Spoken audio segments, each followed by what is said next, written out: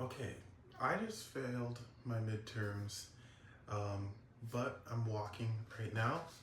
This is my foot. So there's good news and there's bad news. The good news is I failed one of my midterms. Wait, no, sorry. The bad news is that I failed one. I can't even think straight right now. The bad news is that I failed one of my midterms. The good news is that after having ruptured my Achilles tendon 3, 4 months ago, I'm now standing and walking very slowly. And that's the good news. The bad news is after not being in school for so long, I think I really need to change a lot of things in order to pass my finals because the hardest one I did recently, I failed it. Yeah, I got 44% on that, and I don't know how it is in other programs. In other programs, I think if you fail a midterm, they're weighted differently. If you fail a midterm, you like have no shot at like passing that course. Like you have to pass the midterm in order to pass the course. I, I doubt most courses are like that, but maybe some are. Mine aren't, thankfully. So I didn't pass this midterm, but I have a chance to pass the final, I guess, yeah, progress in the semester. Or what I meant to say was progress in the year, because if I can't pass this course, then it's a prerequisite for other courses and I won't be able to take those. But yeah, a lot of things have to change for me to be able to go into the next semester.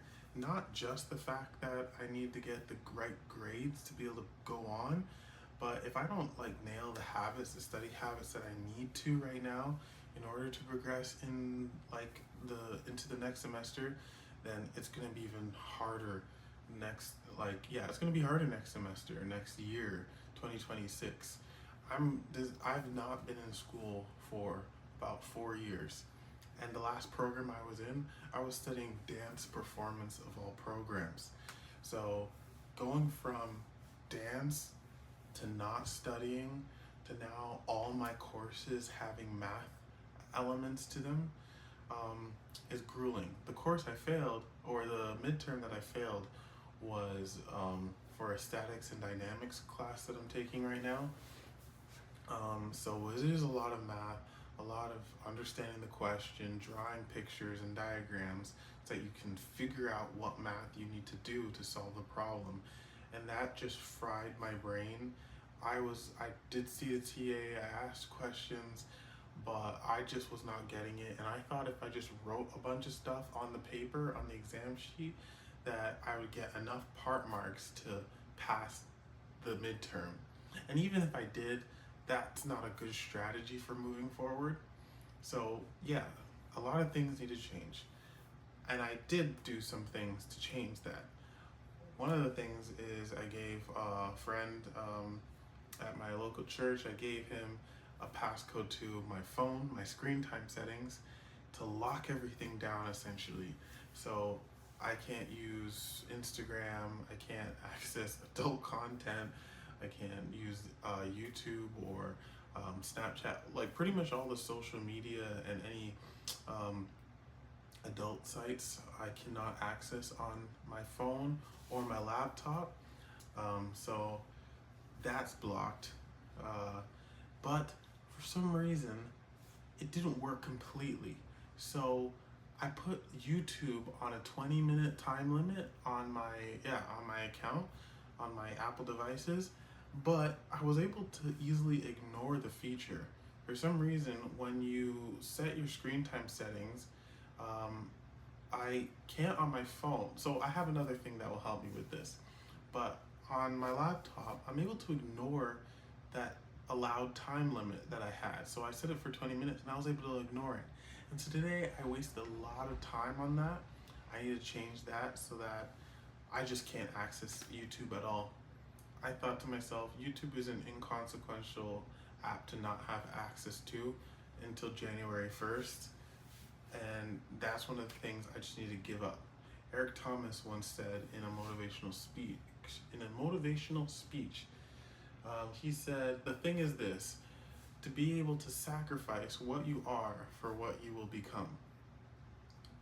at any moment, to be able to sacrifice at any moment what you are for what you will become. I'm addicted to using YouTube. So, and I don't really use it to study. So I can sacrifice that, completely block it on my phone, especially phone and laptop, so that I can't have access to it.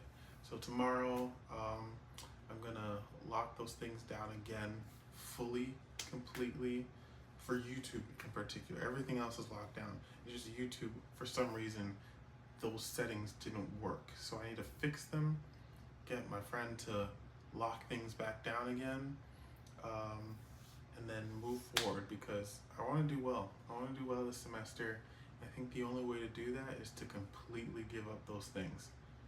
I don't have the self-control that I need to be able to say no after 20 minutes without a block. So that's why I downloaded Opal onto my devices. That's why I downloaded Self-Control onto my Mac. That's why I even gave a screen time passcode to a buddy, because I can't stop myself from using those things. So just gave up the control.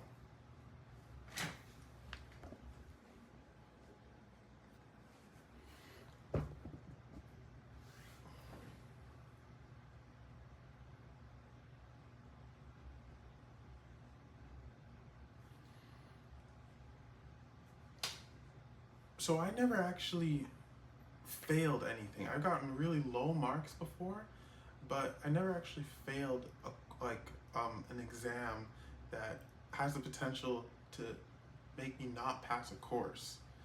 I mean, in high school actually once, but I don't think I've ever actually failed anything in post-secondary school. So this has been a real big blow to my confidence and my pride. And what can I do about it? The only thing I can really do is fix things, like fix my situation. It's my problem, so I gotta figure out a way to deal with it. And I think the only way to do that is to get rid of all the things that take away my time to study. So the social media and stuff. I gotta fix it, because nobody's coming to save me. I live on my own. There's nobody watching what I'm doing if I'm sleeping. So another thing I thought about was going to the library. I've said that before, and I was speaking with a classmate.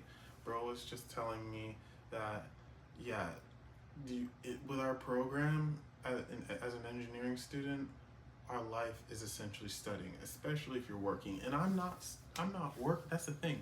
I'm not even working and I'm getting grades like this, where I know people who are working and they're getting like A's still. It's really the phone. It's really the damn phone and YouTube that are the problem. And my inability to sacrifice things to make sure they don't become a problem. So guy was like saying, if you just go to the library and stay there, I'm like, oh yeah, I know. But once I get there, I get hungry, and then I get home, and then by the time I eat, I end up just sleeping. So I went to the chiropractor yesterday, I went to the chiropractor today. I like Korean food. My chiropractor's Korean. He hooked me up with delivery services that can deliver food. I like the side dishes, so I'm gonna contact those people to get side dishes delivered to my house, so that I can incorporate that into my meals, so I can meal prep. So the whole idea is meal prep, so I can take lunches and stuff with me, so I have less reason to come home and get distracted. So I not only need to have all these blocks in place, but I need to avoid the environments that are distracting for me. So being at home. Right now I have been at home because of my foot injury. It's still healing, and it's gonna take months. But the library or a cafe, those are the places that I know I can focus in. So if you're struggling with focus, you really need to change your environment. A library is a good place for that, or a cafe so that you can get a drink or something. A quiet cafe with not too many distractions.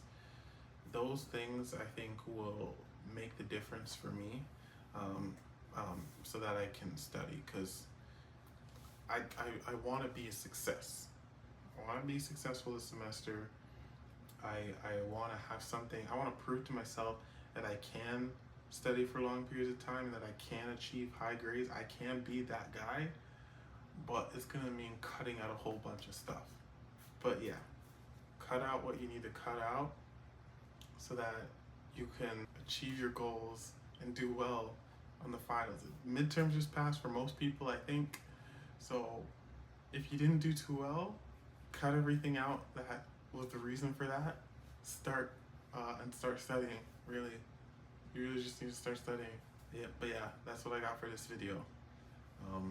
See you guys in the next one. Peace.